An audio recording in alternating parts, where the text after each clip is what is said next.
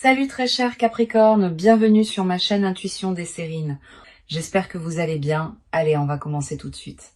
Pose-toi une question, pas la question habituelle qu'on se pose à propos de l'argent. Une autre question. Si une somme d'argent inattendue arrivait dans ta vie cette semaine, est-ce que tu saurais ce que tu en ferais?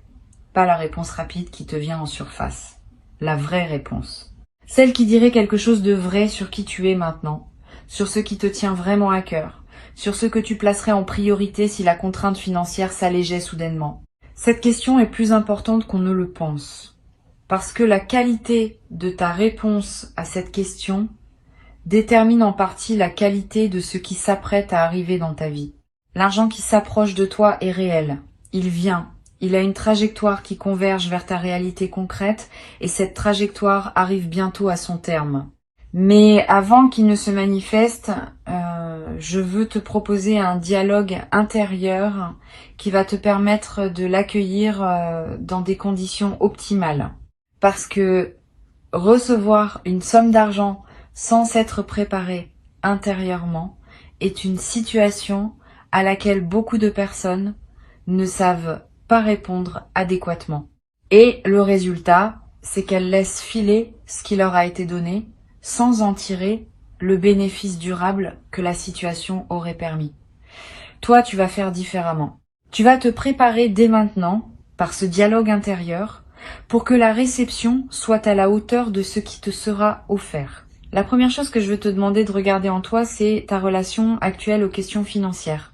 Quand tu penses à l'argent, qu'est-ce que tu ressens dans ton corps?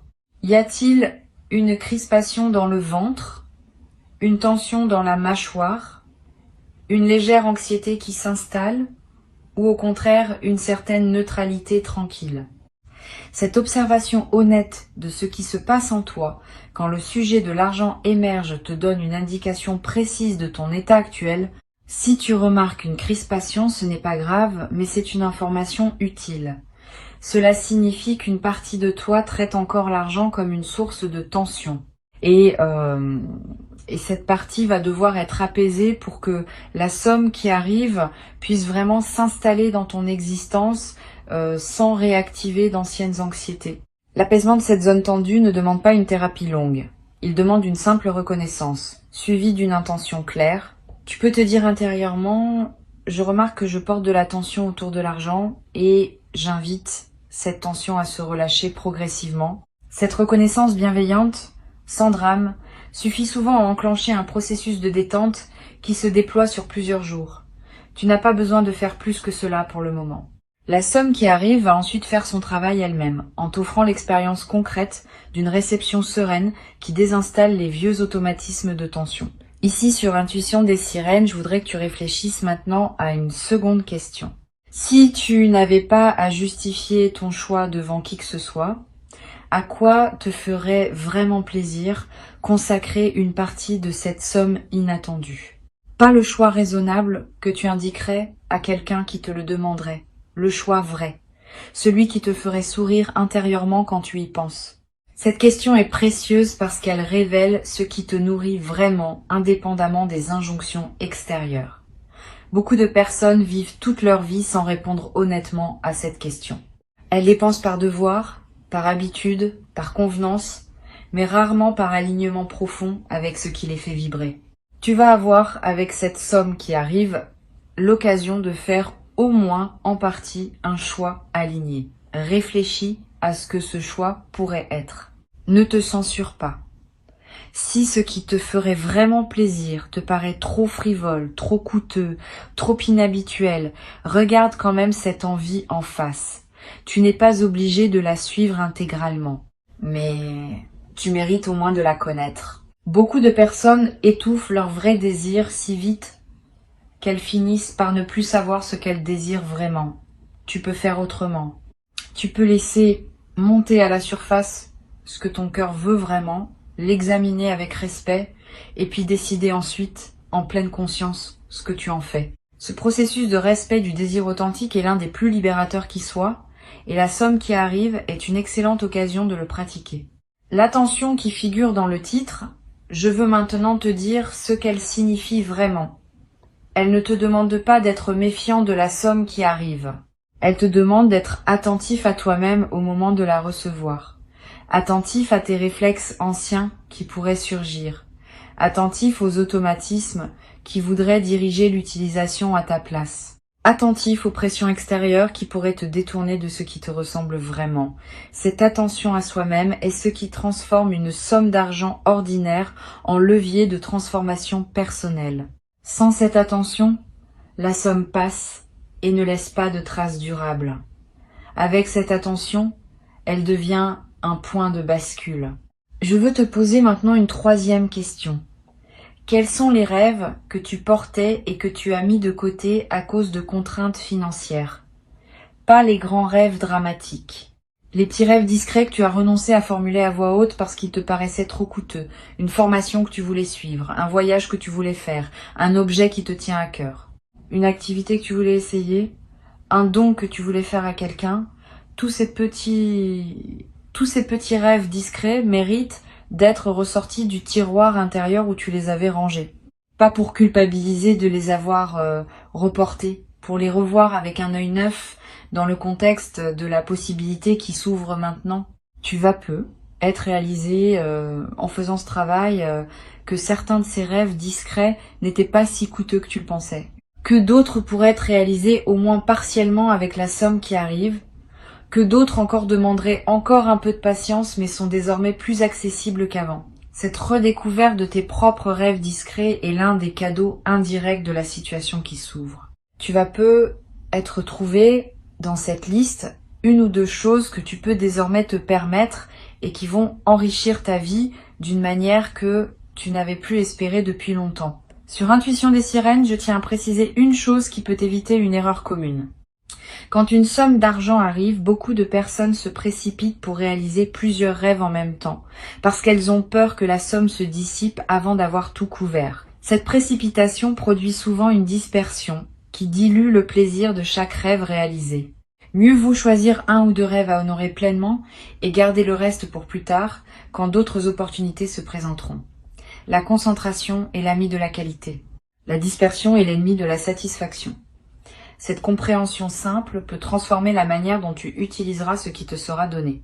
Tu vas peu être te demander, quand la somme arrivera, s'il faut en parler à quelqu'un de ton entourage. Cette question est importante, et la réponse n'est pas universelle. Elle dépend des personnes spécifiques qui composent ton entourage. Certaines vont se réjouir avec toi sans réserve. D'autres vont projeter leur propre frustration financière et risquer de gâcher subtilement ton plaisir. D'autres encore vont commencer à formuler des demandes qui te mettront mal à l'aise. Choisis donc avec soin à qui tu confies cette information. Tu n'as aucune obligation de transparence totale. Tu peux garder une partie de ce qui te concerne pour toi, surtout dans les premiers temps où tu intègres la nouveauté. Je voudrais te poser une quatrième question. Quelle partie de cette somme te ferait du bien à long terme plutôt qu'à court terme? Pas par devoir d'épargner. Par souci de prolonger l'effet bénéfique de ce qui t'est donné. Une partie qui pourrait être investie dans quelque chose qui produira encore des effets dans plusieurs années. Une partie qui pourrait servir à payer une dette qui pesait sur toi. Une partie qui pourrait être mise de côté pour un projet futur que tu sens venir, mais qui n'est pas encore assez clair pour être réalisé immédiatement. Cette part orientée vers le long terme est précieuse. Elle prolonge l'effet de la somme bien au-delà du plaisir immédiat, et elle te connecte à une vision plus mature de ta propre vie financière. L'équilibre idéal, à mon sens, entre plaisir immédiat et investissement long terme n'est pas universel. Il dépend de ta situation et de tes priorités. Mais une bonne règle générale consiste à ne pas laisser une somme inattendue se dissoudre intégralement dans des dépenses qui ne laissent pas de traces. Garde au moins une part pour quelque chose de durable. Cela peut être de l'épargne pure. Cela peut être un investissement modeste dans un projet. Cela peut être quelque chose que tu garderas et qui te servira pendant des années. Cette partie durable transforme l'événement financier ponctuel en construction qui s'inscrit dans le temps. Une cinquième question que je veux te poser concerne les personnes que tu pourrais avoir envie d'aider avec cette somme. Y en a-t-il dans ton entourage? Si oui, fais attention à un point précis. L'aide que tu offres devrait venir d'un débordement de joie et non d'une obligation morale ou d'une culpabilité. Si tu sens, en pensant à aider quelqu'un, un élan léger, suis-le. Si tu sens, à la place, un poids, une obligation, une crainte, de paraître égoïste, si tu n'aides pas, sois prudent. Aider depuis une obligation forcée transforme le don en fardeau, à la fois pour toi et pour la personne qui reçoit. Aider depuis le débordement transforme le don en cadeau réciproque qui réjouit les deux parties. Tu n'es pas obligé d'aider tout le monde dès qu'une somme te tombe entre les mains. Cette compréhension est importante. Ta première responsabilité quand tu reçois est de te recevoir toi-même pleinement. Si tu te précipites pour distribuer avant d'avoir bien intégré ce qui t'est donné, tu rates l'occasion d'expérimenter pleinement la réception. Et cette expérience pleine de la réception est précisément ce qui ouvre la porte à de futures réceptions. Permets-toi donc de garder, au moins dans un premier temps, l'essentiel pour toi. Tu pourras toujours redistribuer plus tard depuis un état d'abondance véritable, plutôt que depuis l'urgence ou la culpabilité. Je voudrais maintenant te demander d'examiner une dernière question, peut être la plus importante. Si cette somme inattendue était la première d'une série de manifestations financières favorables, quelle posture intérieure veux-tu cultiver pour rester aligné dans la durée? Parce que oui, ce qui s'apprête à arriver pourrait bien n'être que le premier signal d'un changement plus large dans ta relation à l'abondance. Et dans ce cas, la manière dont tu accueilles cette première manifestation va calibrer ton système intérieur pour ce qui suit. Si tu accueilles avec sérénité et discernement, tu prépares la suite à arriver dans les mêmes conditions. Si tu accueilles dans la précipitation ou la peur, tu risques de fermer le canal qui voulait s'ouvrir plus largement. La posture juste pour accueillir ce qui arrive et préparer la suite consiste en quelques éléments simples. La gratitude sincère, sans en faire trop. Le discernement dans l'utilisation, en honorant à la fois le plaisir et la durée. La discrétion choisie, pour protéger la qualité de ce que tu vis. La présence à toi-même, pour que les choix faits soient vraiment les tiens. Cette posture peut sembler évidente quand on l'énonce, mais elle est rare quand vient le moment de la pratiquer. Beaucoup de personnes la perdent dans l'effervescence de la nouveauté. Toi, tu peux la maintenir parce que tu as pris le temps de la préparer mentalement avant que l'événement arrive. Tu vas peu être éprouvé au moment où la somme se manifestera, une émotion particulière qui ressemble à un mélange de joie, d'incrédulité et de calme. Ce mélange est typique des réceptions bien préparées. Tu n'auras pas l'excitation pure qui submerge et qui passe. Tu auras une émotion plus dense, plus consciente, qui te permettra de vraiment goûter le moment. Ce goût conscient de la réception est ce qui distingue les expériences qui marquent durablement de celles qui passent sans laisser de traces. Tu vas ressentir cette densité émotionnelle et tu vas en garder un souvenir précieux qui te servira de référence pour toutes les futures réceptions, financières ou autres. Sur Intuition des sirènes, j'aime souligner que les questions qu'on se pose avant un événement déterminent en grande partie la qualité de ce qu'on vit pendant l'événement. Tu viens de te poser plusieurs questions importantes. Tu as réfléchi à ta relation actuelle à l'argent. Tu as identifié ce qui te ferait vraiment plaisir. Tu as ressorti des rêves discrets qui méritaient d'être revus. Tu as pensé à la part qui pourrait servir au long terme. Tu as examiné la question de l'aide à apporter aux autres. Tu as réfléchi à la posture intérieure que tu veux maintenir. Ce travail préparatoire ne sera pas perdu. Il va se déployer dans ton expérience effective de la réception, donnant à ce moment une profondeur que la plupart des personnes ne connaissent jamais. Je voudrais te parler maintenant d'une dimension à laquelle on pense rarement. La somme qui arrive va affecter ton sommeil dans les nuits qui suivront, pas seulement parce que tu seras content, plus profondément. Quand un soulagement financier réel se produit, le système nerveux qui portait peut être une vigilance chronique liée aux questions matérielles, peut enfin se relâcher. Tu vas peut-être dormir d'un sommeil plus profond que d'habitude. Tu vas peut-être faire des rêves apaisants. Tu vas peut-être te réveiller plus reposé sans pouvoir précisément l'expliquer. Cette amélioration corporelle est l'un des effets indirects mais réels de la réception. Elle confirme à ton corps que tu peux baisser une garde que tu portais depuis longtemps. Cette baisse de garde corporelle peut se prolonger. Tu vas peu être remarqué dans les semaines qui suivent que ta fatigue chronique diminue, que ton appétit se régule différemment, que des tensions habituelles se relâchent. Ces transformations physiques sont l'expression du fait que ton corps répond positivement aux changements de fréquence intérieure que la réception aura déclenchés. Profite de ces transformations, ne te précipite pas pour reprendre des rythmes intenses qui réinstalleraient la tension ancienne. Donne-toi le droit de fonctionner à un nouveau régime, plus posé, plus habité. Cette nouvelle qualité de présence à toi-même est l'un des cadeaux durables qui dépasse largement le simple aspect financier de ce qui arrive. Je veux ajouter quelque chose qui pourra peut-être te servir. La somme qui arrive a une histoire avant d'arriver chez toi. Elle a circulé, elle a transité, elle est passée par d'autres mains. Et au moment où elle arrive entre les tiennes, elle apporte avec elle une certaine énergie qui dépend de son trajet. La meilleure manière d'accueillir cette énergie est de mettre ton intention propre dans la somme, dès qu'elle arrive. Tu peux, par un simple geste mental, te dire que cet argent est désormais aligné avec qui tu es maintenant, qu'il sert tes priorités véritables, qu'il s'inscrit dans la trajectoire que tu choisis pour ta vie. Ce geste mental, qui peut sembler dérisoire, a un effet réel. Il personnalise l'argent qui te parvient et le met au service de ton parcours spécifique.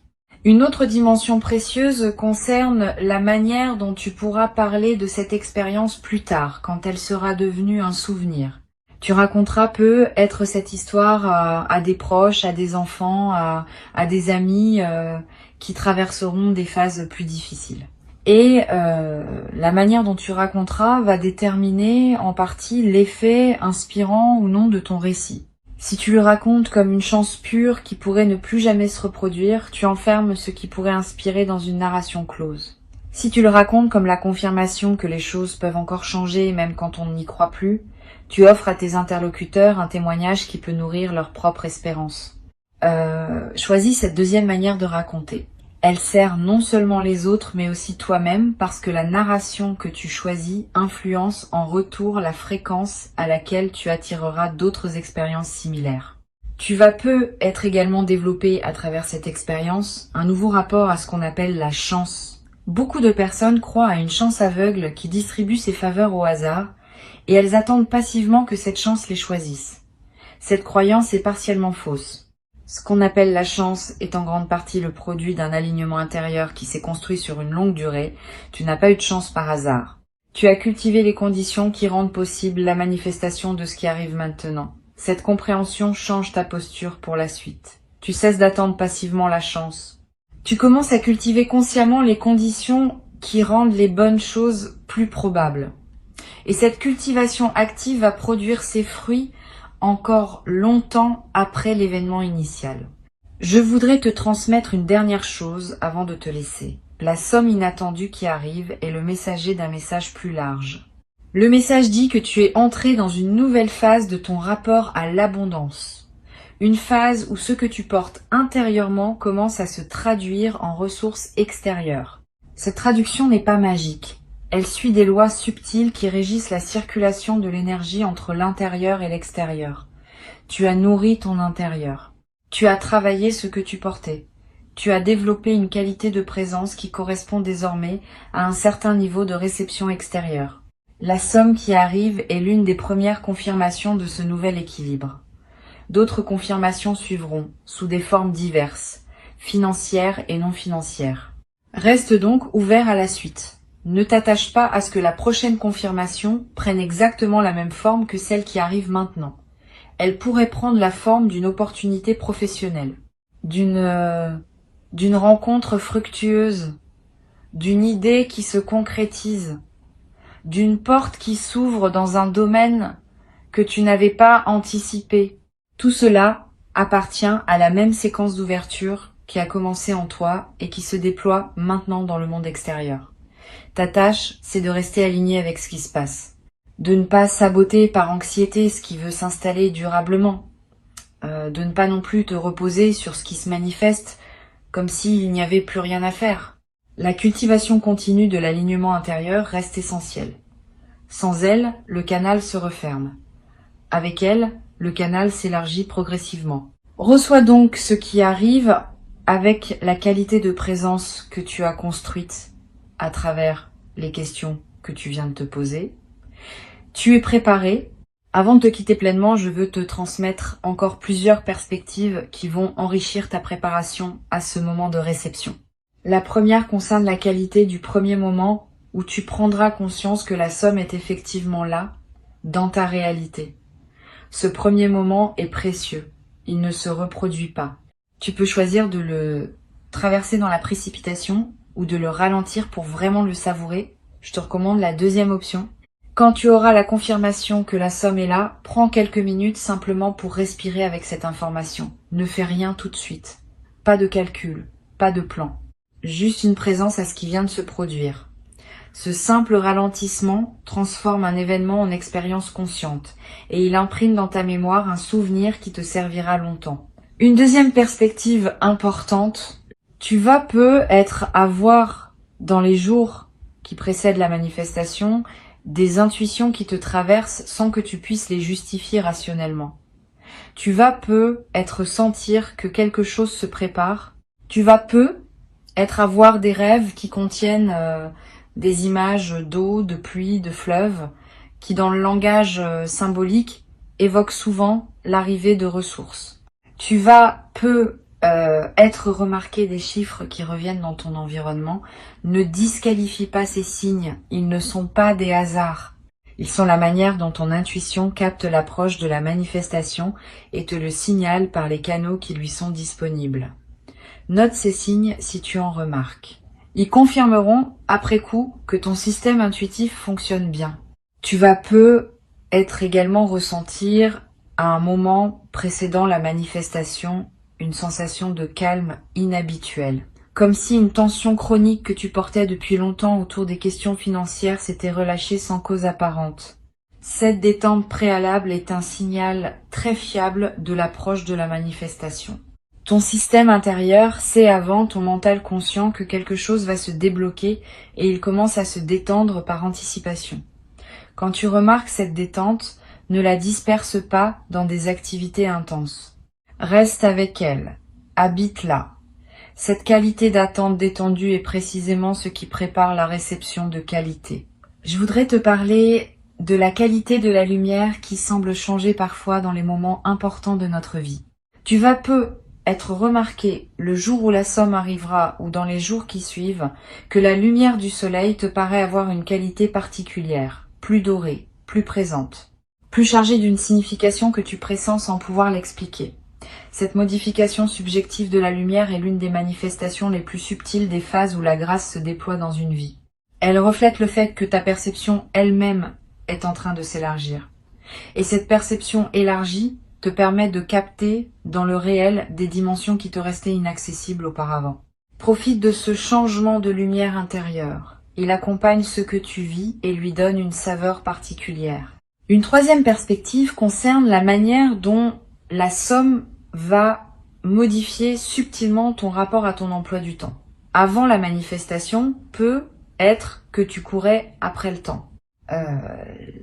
Tu calculais, tu optimisais, tu remplissais chaque créneau. Après la manifestation, tu vas peut-être commencer à respirer différemment dans tes journées. Pas parce que tu auras moins à faire, mais parce que la pression de fond va diminuer. Tu vas pouvoir t'autoriser des pauses, des lenteurs, des moments où tu ne fais rien et où tu te permets de ne rien faire. Cette dilatation du temps personnel est l'un des effets les plus précieux d'un soulagement financier. Elle te donne accès à une dimension de la vie que la pression chronique te cachait. Tu vas être également constaté que tes priorités se réorganisent légèrement. Des activités qui te paraissaient importantes vont sembler moins essentielles. D'autres que tu négligeais vont prendre une nouvelle place. Cette réorganisation des priorités n'est pas une erreur. C'est l'expression d'une lucidité qui se manifeste plus librement quand la pression diminue. Permets cette réorganisation. Suis-la. Elle te conduit vers une vie plus alignée avec ce qui te tient vraiment à cœur. Ne la combats pas en pensant que tu dois maintenir tes anciennes priorités par souci de cohérence. La vraie cohérence, c'est celle qui se met à jour au fur et à mesure que tu deviens plus toi-même. Sur cette chaîne, j'aime souligner que les sommes inattendues ont parfois un effet de catalyseur dans la vie de ceux qui les reçoivent. Elles ne sont pas seulement de l'argent. Elles sont l'occasion de revisiter sa vie, de poser des choix qu'on remettait à plus tard, de prendre des décisions qui demandaient un certain coussin financier pour pouvoir être prises sereinement. Tu vas peut-être prendre, dans les semaines qui suivent la manifestation, une décision importante que tu reportais. Une décision concernant ton lieu de vie. Une décision concernant ton activité professionnelle. Une décision concernant une relation qui demandait à évoluer. Cette décision n'aura pas été directement causée par la somme. Mais la somme aura été le catalyseur qui rendait possible la prise de la décision. Cet effet catalyseur est l'un des aspects les plus précieux des manifestations financières inattendues. Tu vas peut-être avoir l'envie à un moment de marquer symboliquement la réception de cette somme par un geste rituel. Un objet acheté qui te rappellera ce moment. Un repas particulier partagé avec une personne chère. Une journée entière consacrée à une activité qui te fait du bien. Ces gestes symboliques ne sont pas dérisoires. Ils inscrivent l'événement dans le tissu de ta mémoire vivante et ils créent un point de référence auquel tu pourras revenir mentalement plus tard. Quand tu auras besoin dans des moments futurs de te rappeler que les bonnes choses peuvent arriver, tu pourras revenir à ce moment marqué symboliquement. Cette pratique de marquer les moments importants par des rituels personnels est l'une des manières les plus simples de cultiver une mémoire émotionnelle riche.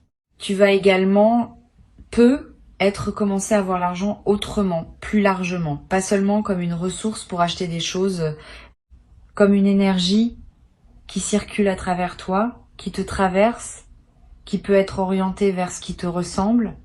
Cette nouvelle vision de l'argent n'est pas philosophique abstraite, elle a des effets pratiques. Tu vas peut-être commencer à dépenser différemment, avec plus de conscience, avec plus d'alignement entre ce que tu achètes et ce que tu es. Tu vas peut-être te rendre compte que beaucoup de tes anciennes dépenses c'était automatique, sans réelle satisfaction. Cette prise de conscience peut t'amener à simplifier certains aspects de ta consommation, à concentrer tes ressources sur ce qui te nourrit vraiment. Je voudrais te parler du rôle particulier que joue la générosité dans la durée des bénéfices financiers. Quand on partage une partie de ce qu'on reçoit, sans que ce partage soit forcé ou culpabilisant, on entretient un mouvement de circulation qui maintient le canal ouvert. C'est pas un calcul, c'est une dynamique réelle. Les personnes qui retiennent tout par peur de manquer ferment souvent par cette retenue le canal qui voulait continuer à donner. Les personnes qui partagent un peu, depuis l'abondance et non depuis la culpabilité, gardent le canal ouvert. Cette différence subtile a des effets sur le long terme. Tu peux t'inspirer de cette compréhension pour décider dans la sérénité, d'une part de ce que tu reçois, qui pourrait circuler vers d'autres personnes ou vers une cause qui te tient à cœur. Pas par devoir, par alignement avec ta nature généreuse. Tu vas être traversé à un moment dans les semaines qui suivent une phase de léger doute. Tu vas te demander si tu as bien utilisé la somme, si tu n'aurais pas dû faire des choix différents, si tu n'as pas raté une meilleure option. Ces doutes sont normaux. Ils ne signifient pas que tu as fait des erreurs, ils signifient que tu es une personne consciencieuse qui se soucie de bien faire. Quand ces doutes surgissent, reviens aux raisons qui ont guidé tes choix. Tu as choisi en pleine conscience, au moment où tu choisissais. Tes choix étaient justes pour le moment où tu les as faits. Le fait qu'ils puissent paraître discutables a posteriori ne signifie pas qu'ils étaient mauvais. Cette compréhension te libère de la rumination inutile. Tu vas être également te demander si cette somme inattendue est vraiment méritée. Cette question est piégée. Elle suppose qu'il y aurait un mérite mesurable qui justifierait ou non ce qui te tombe entre les mains. La vraie réponse est plus simple. Tu ne mérites pas cette somme au sens d'une rémunération exacte d'efforts comptabilisables. Tu la reçois parce que tu as cultivé une disposition intérieure qui rend la réception possible. Cette disposition est elle-même le résultat de tout un parcours, Donc oui, tu as fait quelque chose pour mériter cela, mais ce quelque chose n'est pas mesurable de manière comptable. Cesse donc de te demander si tu mérites. Reçois simplement en sachant que la réception elle-même est une compétence qui se cultive et que tu l'as cultivée. Tu vas peut-être également ressentir l'envie à un moment de relire cette transmission. Reviens-y quand tu en auras besoin. Les questions que je t'ai posées peuvent te servir non seulement pour cette manifestation-ci, mais pour toutes les manifestations financières futures qui se présenteront dans ta vie. Elles forment un cadre de réflexion utile que tu peux mobiliser à chaque nouvelle réception. Cette appropriation des questions est l'un des bénéfices indirects de notre échange. Tu repars avec un outil de discernement qui dépasse l'événement spécifique qui s'apprête à se manifester. Tu sais ce qui te ferait vraiment plaisir, tu sais ce qui mérite de durer, tu sais à qui partager, tu sais quelle posture maintenir. Cette préparation va se transformer, au moment où la somme se manifestera, en une réception consciente qui honore à la fois le don, le donneur invisible, et toi-même comme destinataire légitime. Cette triple honneur est ce qui distingue les expériences financières profondes des simples transactions superficielles. Tu vas vivre une expérience profonde et tu vas en garder, longtemps après que l'argent lui-même aura été dépensé ou investi, un souvenir qui te nourrira chaque fois que tu en auras besoin pour te rappeler que les bonnes choses peuvent encore arriver dans ta vie à tout moment, dès que tu es prêt à les recevoir véritablement.